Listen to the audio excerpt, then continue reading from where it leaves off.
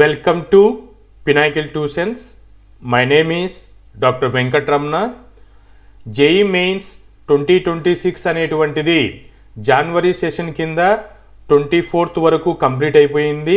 Remaining tomorrow 28th and 29th exams అనేటువంటివి జరుగుతున్నాయి. ఈ JEE Mains 2026కి వచ్చినప్పుడు ఇక్కడ మనకి రా స్కోర్, మార్క్స్ అనేటువంటి టర్ము, పర్సెంటేజ్ అనేటువంటి టర్ము, ర్యాంక్ అనేటువంటి టర్మ్స్ అనేటువంటివి, NTA నార్మలైజేషన్ వర్డ్స్ అనేటువంటివి ఫ్రీక్వెంట్గా మనం ఈ JEE మెయిన్స్లో వింటూ ఉంటాము. వీటన్నిటినీ డీకోడ్ చేస్తూ ఈ డిస్కషన్లో ఇన్ డీటెయిల్డ్గా చెప్తాను. అందరికీ ఉన్నటువంటి ఫస్ట్ పాయింట్ ఏంటి అంటే, స్టూడెంట్ అనేటువంటి వాళ్ళు 98% అంటే అది 98% మార్క్స్గా అనుకుంటారు. అది చాలా రాంగ్ థింకింగ్ అన్నమాట. 98% అనేటువంటిది డిఫరెంటు, 98% అనేటువంటిది డిఫరెంటు. ఈ రెండు వర్డ్స్ కూడా సేమ్ కాదు. అది ఫస్ట్ పాయింట్ గుర్తుపెట్టుకోండి. ఈ పర్సెంటేజ్ వర్సెస్ పర్సెంటైల్ అనేటువంటిది మీకు ఇన్ డీటెయిల్డ్గా డిస్కస్ చేస్తాను విత్ ఎగ్జాంపుల్స్తో. అలాగే కంపారిజన్ అనేటువంటిది చేసుకుంటూ ఉంటారు. రా మార్క్స్ బేస్ చేసుకొని నాకు 200 రా మార్క్స్ వచ్చాయి, పక్కన స్టూడెంట్కి 180 రా మార్క్స్ వచ్చాయి, నేను అతనికంటే టాప్ అని ఫీల్ అవుతూ ఉంటారు. సో రా మార్క్స్ అనేటువంటివి ఇలా మీరు డిఫరెంట్ షిఫ్ట్లో రాసి ఉన్నప్పుడు కంపారిజన్ అనేటువంటిది చేసుకోకూడదు. డిఫరెంట్ షిఫ్ట్స్ అనేటువంటివి డిఫరెంట్ డిఫికల్టీ, ఈజీ, మోడరేట్ అనేటువంటి ఫ్యాక్టర్స్ మీద డిపెండ్ అయి ఉంటుంది. కాబట్టి మీ యొక్క రా మార్క్స్ అనేటువంటిది వేరే ఫ్రెండ్స్తో కంపారిజన్ చేసి నేను అతనికంటే టాప్, అతనికంటే లో అనేటువంటిది చేసుకోకూడదు. డిఫరెంట్ షిఫ్ట్స్లో మీరు ఎగ్జామ్స్ అనేటువంటిది రాసి ఉన్నప్పుడు మీరు గుర్తుపెట్టుకోవాల్సింది పర్సెంటైల్ అనే దాని మీద మీకు ఎంత మంది స్టూడెంట్స్ అటెండ్ అయితే ఎంత పర్సెంటైల్ వచ్చింది అని మీరు పర్సెంటైల్తో మాత్రమే కంపారిజన్ చేసుకోవాలి, మార్క్స్తో కంపారిజన్ చేసుకోకూడదు. ఈ పర్సెంటైల్ అనేటువంటిది మార్క్స్ నుంచి చేయడానికి NTA నార్మలైజేషన్ ఫార్ములా ద్వారా ప్రతి ఒక్క స్టూడెంట్కి నార్మలైజేషన్ చేస్తుంది, ఏ షిఫ్ట్లో రాసినా కూడా. ఇవి మీరు గుర్తుపెట్టుకోవాలి. ఓవరాల్గా స్టూడెంట్ యొక్క జర్నీ అనేటువంటిది చెక్ చేస్తే మీకు ఒక క్లారిటీ వస్తుంది. ఎగ్జామ్ అనేటువంటిది మీరు ఒక డేట్లో ఒక షిఫ్ట్లో కంప్లీట్ చేసుకున్నారు, అక్కడ మీకు మార్క్స్ అనేటువంటివి క్యాలిక్యులేట్ చేసుకుంటారు. ఈ మార్క్స్ అనేటువంటిది మీకు డైరెక్ట్గా JEE అడ్వాన్స్డ్కి ప్రమోట్ చేయడానికి యూజ్ చేయరు. కాబట్టి దీనిని ఏం చేస్తారు, డిఫరెంట్ షిఫ్ట్లో రాసి ఉంటారు కాబట్టి డిఫరెంట్ డిఫికల్టీ ఉంటుంది కాబట్టి సేమ్ క్వశ్చన్ పేపర్ కూడా కాదు కాబట్టి NTA ఏం చేస్తుంది, నార్మలైజేషన్ ప్రాసెస్ చేస్తుంది. నార్మలైజేషన్ ప్రాసెస్ చేసి మీకు పర్సెంటేజ్ అనేటువంటిది డిక్లేర్ చేస్తుంది. ఈ పర్సెంటేజ్ అనేటువంటి దాన్ని బేస్ చేసుకొని తర్వాత ఆల్ ఇండియా ర్యాంక్గా కన్వర్ట్ చేస్తారు. ఆల్ ఇండియా ర్యాంక్ కన్వర్ట్ అయిన తర్వాత కేటగిరీ బేస్ చేసుకొని కాలేజెస్ అనేటువంటివి అడ్మిషన్ ప్రాసెస్ NITsలోనా, IIITsలోనా, GFTIsలోనా అనేటువంటిది మీకు డిసైడ్ అవుతుంది. ఇక్కడ మీరు మార్క్స్ బేస్ చేసుకొని పర్సెంటైల్గా ఎలా కన్వర్ట్ చేస్తారు, ఈ నార్మలైజేషన్ ఫార్ములా ఎలా అప్లై చేస్తారు షిఫ్ట్ వైజ్ అనేటువంటిది, పర్సెంటైల్ నుంచి ఆల్ ఇండియా ర్యాంక్ ఎలా కన్వర్ట్ చేస్తారు అనేటువంటిది ఇన్ డీటెయిల్డ్గా ఎక్స్ప్లెయిన్ చేస్తాను. సో ఓవరాల్గా మీరు ఎగ్జామ్ రాసిన డేట్ నుంచి అడ్మిషన్ వచ్చేంత వరకు స్టూడెంట్ యొక్క జర్నీ అనేటువంటిది ఇలా ఉంటుంది. అందరికీ కామన్గా ఉన్నటువంటి డౌట్ ఏంటి అంటే, ఈ పర్సెంటైల్ ఆల్ ఇండియా ర్యాంక్ ఇలా కన్వర్ట్ చేసుకుంటూ నార్మలైజేషన్ చేయవలసిన విషయం దేనికి? ఒకే రోజు అందరికీ ఎగ్జామ్ పెట్టేస్తే సేమ్ పేపర్ సేమ్ ఎగ్జామ్ 1 డేలో ఫినిష్ చేస్తే ఈజీగా వాళ్ళకి మార్క్స్ బేస్ చేసుకొని అడ్మిషన్ అనేటువంటిది ఇస్తారు కదా అనేటువంటి డౌటు ప్రతి ఒక్కరిలో జనరల్గా వస్తుందన్నమాట. దీనికి మన దగ్గర ఇన్ఫ్రాస్ట్రక్చర్గా కొన్ని ప్రాబ్లమ్స్ ఉన్నాయి. వాటిని చూసుకుంటే ఎవ్రీ ఇయర్ అప్లై చేసే క్యాండిడేట్స్ యొక్క నెంబర్ అనేటువంటిది పెరుగుతూ ఉంది. ఈ 2026కి 14.5 lakhs అప్లికేషన్స్ అనేటువంటివి రిసీవ్ చేసుకోవడం జరిగింది. అంటే ఎన్టీఏ ఏం ఆలోచిస్తుంది? 14.5 lakhs అప్లికేషన్స్ అనేటువంటివి తన దగ్గరికి వచ్చాయి. ఈ 14.5 lakhsకి 1 డేలో కంప్యూటర్స్ అండ్ ఇంటర్నెట్ ఫెసిలిటీస్ ఎక్కడ ఇబ్బంది జరగకోకుండా 3 hours డ్యూరేషన్లో ఇంత 14.5 lakhs సిస్టమ్స్కి ఇన్ టైంలో ఇంటర్నెట్ ఎక్కడ డిస్కనెక్ట్ అవ్వకోకుండా ప్రొవైడ్ చేయాలి అంటే ఇప్పుడు ఇండియాలో ఉన్నటువంటి ఇన్ఫ్రాస్ట్రక్చర్ డిఫికల్టీ కాబట్టి ఈ లిమిటెడ్ ఎగ్జామినేషన్ సెంటర్స్ కూడా ఉన్నాయి కాబట్టి వీటన్నిటినీ ఐడియా చేసుకొని షిఫ్ట్ వైజ్ స్టూడెంట్స్ని డివైడ్ చేస్తారు. ఈ జనవరి షిఫ్ట్ 2026 24th వరకు టోటల్ రిజిస్ట్రేషన్ 14.5 lakhs జరిగితే అటెండెన్స్ అనేటువంటిది 96% అటెండెన్స్ అనేటువంటిది జరిగింది. ఈ జనవరి 24th వరకు 10.3 lakhs స్టూడెంట్స్ అపియర్ అవ్వడం జరిగింది. సో ఓవరాల్గా 14.5 lakhs నుంచి 96% అటెండెన్స్ జరిగితే 13.9 lakhs students approximately exam attendance అనేటువంటిది ఉంటుంది ఈ 2026కి. ఈ limited examination centre, internet provide చేసే ఫెసిలిటీ, ఇవన్నీ ఇంకా సమ్ ఫ్యాక్టర్స్ అనేటువంటివి చూసుకొని ఈ జేఈ మెయిన్స్ ఏం చేస్తుంది అంటే షిఫ్ట్ వైజ్లో స్టూడెంట్స్ని డిస్ట్రిబ్యూషన్ అనేటువంటిది చేస్తుంది. ఇలా చూసుకుంటే 2026లో జనవరి 21, 22, 23, 24 అండ్ 28, 29 అనేటువంటివి సెషన్స్గా డివైడ్ చేశారు.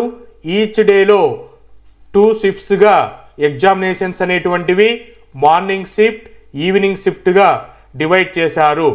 షిఫ్ట్ 1 పేపర్ అనేటువంటిది డిఫరెంట్గా ఉంటుంది, షిఫ్ట్ 2 డిఫరెంట్గా ఉంటుంది. ఇలా ఏ రోజుకు ఆ రోజు ఆ షిఫ్ట్స్ పేపర్ అనేటువంటివి డిఫరెంట్గా ఇచ్చి ఎగ్జామ్ అనేటువంటిది కండక్ట్ చేస్తారు. ఇక్కడ వచ్చినటువంటి 14.5 lakhs అప్లికేషన్స్ బేస్ చేసుకొని షిఫ్ట్ 1కి 1.36 lakhs స్టూడెంట్స్ అనేటువంటి వాళ్ళని అడ్మిట్ కార్డ్స్ రిలీజ్ చేశారు. ఇక్కడ 96% అంటే నియర్లీ 1.3 lakhs స్టూడెంట్స్ అటెండ్ అయ్యారు. ఇలా ఈచ్ సెషన్కి 1.3 lakhs అటెండ్ అయ్యారు. ఓవరాల్గా అప్ టు 29th వరకు ఈ 14.5 lakhs స్టూడెంట్స్ని ఎగ్జామ్ కంప్లీట్ చేస్తారు. ఇక్కడ మీకు షిఫ్ట్ 1 అనేటువంటిది ఫర్ ఎగ్జాంపుల్కి మోడరేట్ డిఫికల్టీ అనుకోండి, షిఫ్ట్ 2 డిఫికల్టీగా వచ్చింది అనుకోండి. ఇలా వచ్చినప్పుడు స్టూడెంట్స్ అందరికీ ఎలాగా ఈక్వలైజ్ చేస్తారు మార్క్స్ అనే దాని దగ్గర నార్మలైజేషన్ ఫార్ములా అనేటువంటిది ఎన్టీఏ తీసుకొని రావడం జరిగింది. ఈ నార్మలైజేషన్ ఫార్ములా అనేటువంటిది స్టూడెంట్స్ని డిఫికల్టీ వచ్చినా, ఈజీ వచ్చినా, టఫ్ వచ్చినా కూడా ఈ సిచ్యువేషన్స్ నుంచి నార్మలైజ్ చేస్తారు. ఇలా ఎందుకు ఓన్లీ జేఈఈ ఎగ్జామినేషన్స్కే ఫాలో అవుతున్నారు అనేటువంటిది క్వశ్చన్ వచ్చినప్పుడు, సో అలా కాదు. జేఈఈ అనేటువంటిది గ్లోబల్ వైడ్ జరుగుతున్నటువంటి ఎగ్జామినేషన్స్. ఫర్ ఎగ్జాంపుల్కి జిఆర్ఈ ఎగ్జామ్ రాయాలి అనుకుంటే ఇక్కడ కూడా 2 మాడ్యూల్స్లో కండక్ట్ చేస్తారు. సో జేఈ ఒక్కటే ఇక్కడ ఈ ఫార్ములాను ఫాలో అవ్వడం లేదు. గ్లోబలైజ్ ఎగ్జామినేషన్స్, జిఆర్ఈ, జిఎంటి ఇలా ఎగ్జామినేషన్స్ అనేటువంటివి ఫాలో అవుతున్నారు ఇదే ప్యాటర్న్లో. ఈ జనవరి సెషన్లో 21 నుంచి 24 వరకు జరిగినటువంటి ఆల్ షిఫ్ట్స్ క్వశ్చన్ పేపర్స్ యొక్క స్టాండర్డ్స్ ఆర్ లెవెల్స్ అనేటువంటివి చెక్ చేసుకుంటే based on question paper analysis and experts analysis చూసుకొని ఇక్కడ టఫెస్ట్, మోడరేట్, ఈజియెస్ట్ క్వశ్చన్ పేపర్గా క్లాసిఫై చేస్తే జనవరి 23 షిఫ్ట్ 2 ఇచ్చినటువంటి క్వశ్చన్ పేపర్ అనేటువంటిది టఫెస్ట్ సిచ్యువేషన్ స్టాండర్డ్లో ఉంది. మోడరేట్ డిఫికల్టీ స్టాండర్డ్లో జనవరి 21 షిఫ్ట్ 1, జనవరి 22 షిఫ్ట్ 2, జనవరి 23 షిఫ్ట్ 1 క్వశ్చన్ పేపర్స్ అనేటువంటివి ఉన్నాయి. వీటన్నిటితో కంపారిజన్ చేసుకుంటే జనవరి 24 షిఫ్ట్ 1 అనేటువంటిది ఈజీగా స్ట్రైట్ ఫార్వర్డ్గా క్వశ్చన్స్ తెచ్చుకోవడానికి క్వశ్చన్ పేపర్ అనేటువంటిది ఉంది. ఇలా shift wise toughest, moderate, easy అనేటువంటిది వచ్చేసింది. దీని వలన ఎక్కడ యూజ్ అవుతుంది అని అంటే ఈజీగా ఉన్నప్పుడు స్టూడెంట్ యొక్క స్కోర్ అనేటువంటిది ఇంక్రీజ్ అవుతుంది. సో ఇక్కడ ఫర్ ఎగ్జాంపుల్కి 240 స్కోర్ వచ్చిందనుకోండి రా స్కోర్, మోడరేట్ స్టాండర్డ్లో 200 స్కోర్ రావచ్చు, టఫెస్ట్ స్టాండర్డ్లో 180 స్కోర్ రావచ్చు. సో ఇలా డిఫికల్టీ అనేటువంటిది వచ్చినప్పుడు స్కోర్ రిడ్యూస్ అవుతుంది, ఈజీ అనిపించినప్పుడు స్కోర్ ఎన్హాన్స్ అవుతుంది. వీటికి రెండు మధ్యలో ఉన్నప్పుడు మీడియంగా స్కోర్ అనేటువంటిది వస్తుంది. సో ఇలా వచ్చినప్పుడు ఒకే సెషన్లో డిఫరెంట్ షిఫ్ట్స్లో రాసినటువంటి వాళ్ళకి ఇలా స్కోర్స్ అనేటువంటివి వ్యారీ జరిగింది. నార్మలైజ్ చేస్తూ ఎన్టీఏ వీళ్ళందరికీ ఇబ్బంది లేకోకుండా ఎన్టీఏ నార్మలైజేషన్ ఫార్ములా చేస్తూ పర్సెంటైల్ అనేటువంటిది ఇస్తుంది. సో ఈ పర్సెంటైల్ అనేటువంటిది స్టూడెంట్ యొక్క పర్ఫార్మెన్స్ కేటగిరీ కిందికి కన్సిడర్ చేస్తాము. సో వాటి గురించి తెలుసుకుంటే పర్సెంటైల్, సో రా మార్క్స్ అనేటువంటివి మనకు కన్సిడర్ చేయరు. దేని కన్సిడర్ చేస్తారు అని అంటే పర్సెంటైల్ని కన్సిడరేషన్ చేస్తారు. సో ఇక్కడ ఒక రన్నింగ్ రేస్ అనేటువంటిది చూసుకుంటే ఈ ఫస్ట్ ఉన్న స్టూడెంట్ మిగతా వాళ్ళకంటే ఫస్ట్లో ఉన్నాడు. సో ఈ మిగతా వాళ్ళందరూ 98% ఆఫ్ క్యాండిడేట్స్ ఇక్కడ ఉన్నారు. వీళ్ళందరికంటే పర్ఫార్మెన్స్ ముందు ఇతనున్నాడు. కాబట్టి ఈ 98% ఆఫ్ క్యాండిడేట్స్ కంటే ఇతని పర్ఫార్మెన్స్ టాపులో ఉంది. కాబట్టి ఇతనికి 98th పర్సెంటైల్ అని ట్రీట్ చేస్తారు. సో మీకు అర్థమైంది అనుకుంటున్నాను. ఇలా 98% ఆఫ్ క్యాండిడేట్స్ కంటే ఇతను ఫస్ట్లో ఉన్నాడు. కాబట్టి ఇతనికి 98% ఆఫ్ స్టూడెంట్స్కి టాప్లో ఉన్నారు కాబట్టి 98th పర్సెంటైల్ అంటాము. సో ఇక్కడ 98th పర్సెంటైల్ అంటే ఇది మార్క్స్ కాదు, ఇది అతని యొక్క డిస్ప్లేస్మెంట్ అన్నమాట. అక్కడ ఉన్నటువంటి స్టూడెంట్స్ కంటే అతను ఏ ప్లేస్లో ఉన్నాడు, అతని యొక్క పర్ఫార్మెన్స్ ఎలా ఉంది అనేటువంటిది చెక్ చేస్తాము. సో 98 పర్సెంటైల్ అంటే you scored better than 98% of students. 98% of students కంటే నువ్వు స్కోర్ ఎంత బెటర్గా చేసావు అనేటువంటిదే 98th పర్సెంటైల్ చెబుతుంది. 99 పర్సెంటైల్ అన్నప్పుడు 99 out of every 100 candidates me performance ఉంది అని చెబుతుంది. ఇక్కడ పర్సెంటైల్, పర్సెంటేజ్ అనేటువంటిది క్లియర్గా చెక్ చేసుకుంటే బోర్డ్ ఎగ్జామినేషన్స్ మీరు రాసేటప్పుడు 100 మార్క్స్కి 70 అనేటువంటిది స్కోర్ వచ్చింది అనుకోండి. అప్పుడు జనరల్గా మీకు ఏమేమి చెప్తారు టీచరు, మీకు 70% అనేటువంటిది వచ్చింది ఆ సబ్జెక్ట్లో అనేటువంటిది డిసైడ్ చేస్తారు. సో ఇక్కడ మీ మార్క్స్ బేస్ చేసుకొని పర్సెంటేజ్ అనేటువంటిది మాట్లాడుతారు ఈ బోర్డు ఎగ్జామినేషన్స్ జరిగేటప్పుడు. ఈ జేఈ మెయిన్స్కి వచ్చినప్పుడు పర్సెంటైల్ అనేటువంటిది చెబుతారు. అంటే ఇప్పుడు మనకి ఈ 70/100 అంటే ఈ 70 మెంబర్స్ కంటే మీరు టాప్లో ఇచ్చారు పర్ఫార్మెన్స్ అనేదాన్నే పర్సెంటైల్ అని చెబుతాము. సో ఇక్కడ పర్ఫార్మెన్స్ అనేటువంటిది ఎంతమంది కంటే మీరు ఎక్కువ ఇచ్చారు, ఈ 70% స్టూడెంట్స్ కంటే మీ పర్ఫార్మెన్స్ హైలో ఉంది అని చెప్పేదే పర్సెంటైల్. సో కాబట్టి ఈ క్లారిఫికేషన్ ద్వారా పర్సెంటైల్ తెలిసిందనుకుంటున్నాను. మనం డిస్కస్ చేసిన విధంగా హార్డ్ షిఫ్ట్లో స్టూడెంట్కి 180 మార్క్స్ అనేటువంటిది రా స్కోర్ వచ్చిందనుకోండి. అదే ఈజీ షిఫ్ట్లో స్టూడెంట్కి 200 మార్క్స్ వచ్చాయనుకోండి.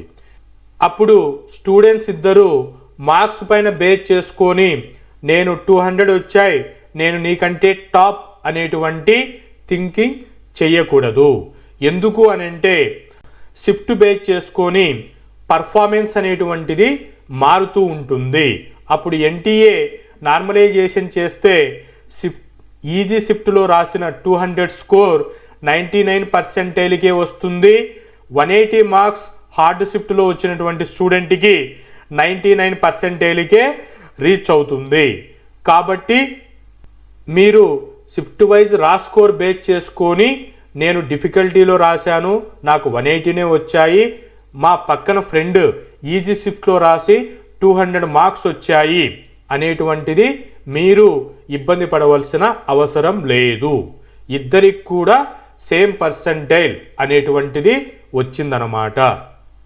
మీ ఇద్దరి పర్ఫార్మెన్స్ జేఈ మెయిన్స్లో ఈక్వలైజ్గా ఇచ్చారు అనేటువంటి అర్థం వస్తుంది. నార్మలైజేషన్ ఫార్ములా యూజ్ చేసి రా స్కోర్ నుంచి పర్సెంటైల్ ఎలా క్యాలిక్యులేట్ చేస్తారు అనేటువంటిది ఒకసారి ఇక్కడ మీకు ఎక్స్ప్లెయిన్ చేస్తాను. ఫర్ ఎగ్జాంపుల్కి ఇక్కడ స్టూడెంట్ మీరు సెలెక్ట్ చేసుకోవాలి. January 21 షిఫ్ట్ 1 అనేటువంటిది నేను క్యాలిక్యులేషన్ చేసుకుంటున్నాను. ఇక్కడ అటెండ్ అయినటువంటి స్టూడెంట్స్ 1,27,000 స్టూడెంట్స్ అటెండ్ అయ్యారు. మీకు 200 రా స్కోర్ అనేటువంటిది మార్క్స్ అనేటువంటిది ఆ షిఫ్ట్లో వచ్చాయనుకోండి. ఈ మార్క్స్ అనేటువంటిది ఎలా చెప్తారు, 75 క్వశ్చన్స్లో మీరు కరెక్ట్ ఆన్సర్స్ అనేటువంటిది +4 ఇస్తారు, రాంగ్ ఆన్సర్కి -1 చేస్తారు. ఇలా మీరు క్యాలిక్యులేట్ చేసుకుంటే మీ రా స్కోర్ అనేటువంటిది వస్తుంది. ఇలా 200 అనేటువంటిది వచ్చిందనుకోండి. ఈ 200 స్కోర్ అనేటువంటిది 1000 మెంబర్స్కి వచ్చిందనుకోండి. అంటే ఈ 1,27,000లో 1000 మెంబర్స్ 200 స్కోర్ అనేటువంటిది రావడం జరిగింది.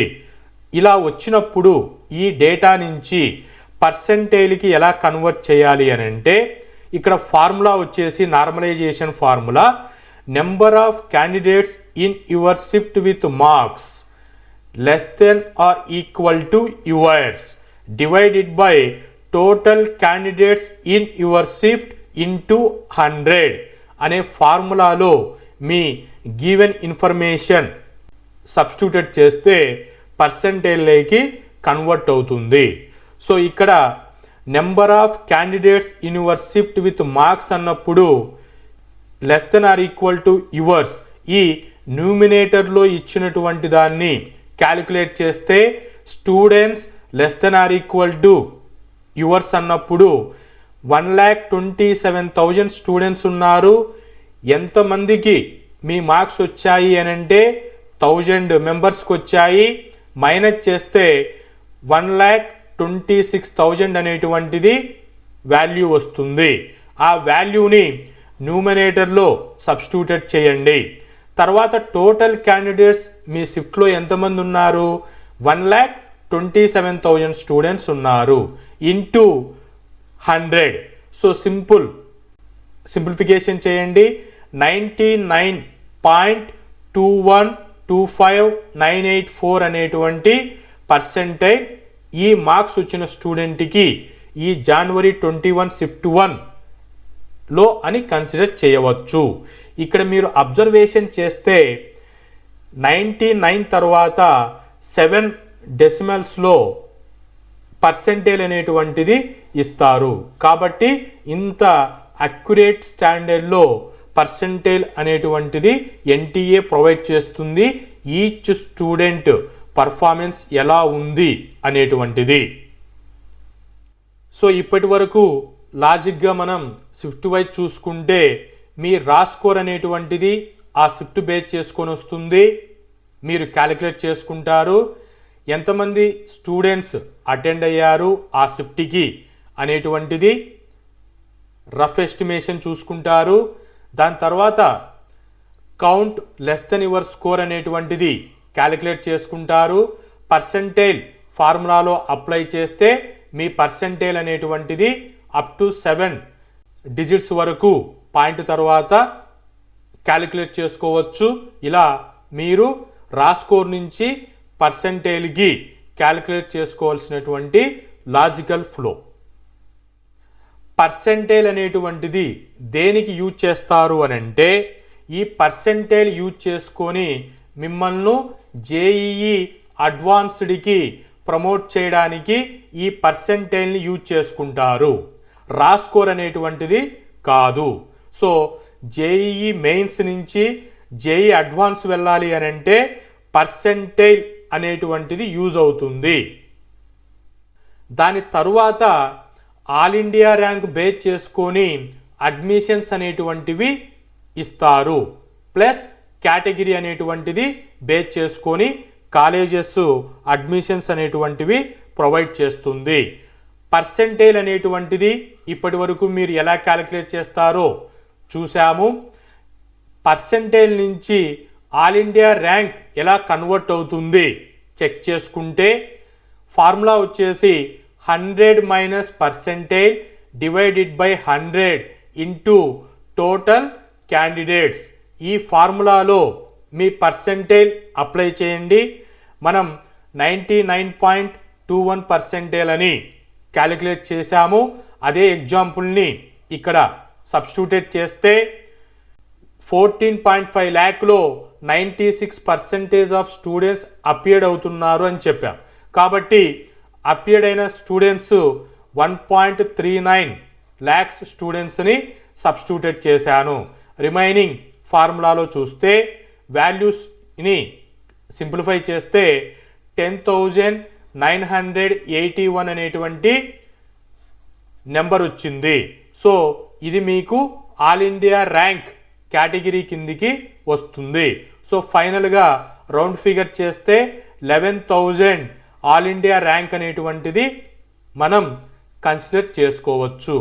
ఈ విధంగా మీ రా స్కోర్ నుంచి పర్సెంటేజ్ నుంచి ఆల్ ఇండియా ర్యాంక్కి ఎన్టీఏ అనేటువంటిది క్యాలిక్యులేషన్ చేసి స్టూడెంట్ యొక్క పర్సెంటేజ్, స్టూడెంట్ యొక్క ఆల్ ఇండియా ర్యాంక్ అనేటువంటిది ప్రొవైడ్ చేస్తుంది.